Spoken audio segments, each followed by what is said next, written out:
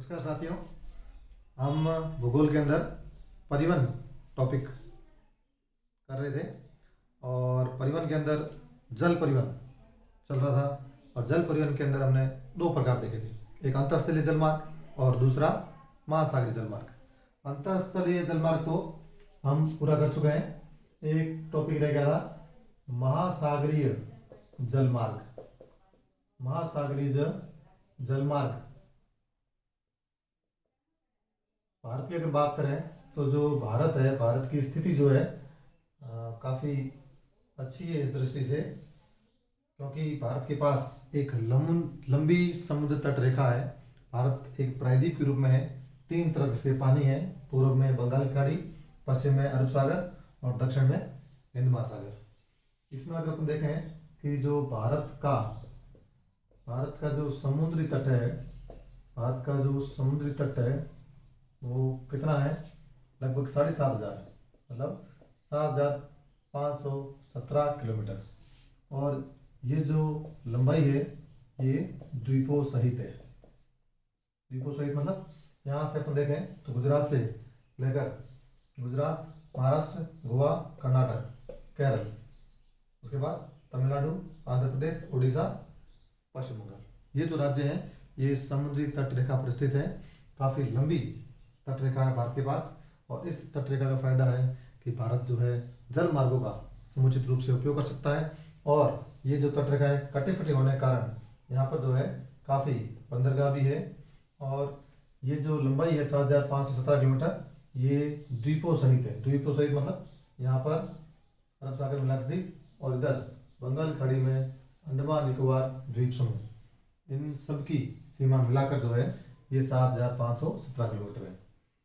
ये तो बात हुई समुद्री तट रेखा की। अगर इसकी बात करें भारत में, ये जो तट रेखा है इसके कारण भारत में 12 तो प्रमुख बंदरगाह हैं और 185 गौण पतन पाए जाते हैं भारत में। 12 जो है प्रमुख पतन है, प्रमुख बंदरगाह है, और 185 जो है वो गौण बंदरगाह यहाँ पर स्थापित किए गए हैं। फिर आगे अगर बात करें भारत की, तो भारत में जो विदेशी व्यापार होता है, भारत में भार के अनुसार अगर देखें, भार के अनुसार जो परिवहन होता है उसका लगभग 95%। और अगर मूल्य की दृष्टि से देखें, मूल्य के अनुसार देखें तो मूल्य के अनुसार लगभग 70% जो विदेशी व्यापार है वो महासागरीय जलमार्गों के द्वारा होता है। तो ये में ध्यान रखना है, क्योंकि जो बड़े बड़े जो जहाज़ होते हैं उन जहाज़ों में काफ़ी ज़्यादा मात्रा में वस्तुएं जो है एक जगह से दूसरी जगह भेजी जा सकती है।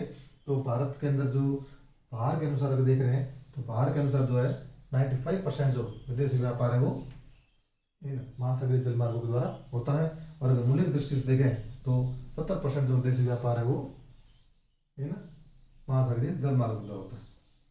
नेक्स्ट अपन देखें इसके उपयोग क्या। इसके उपयोग अपन देख लिया। पहला तो जो विदेशी व्यापार है मतलब अंतरराष्ट्रीय व्यापार।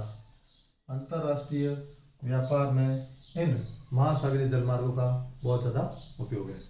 दूसरा अपन देखें कि भारत के अंदर देश की जो मुख्य भाग है, देश की जो मुख्य भूमि है, देश की मुख्य भूमि से द्वीपों तक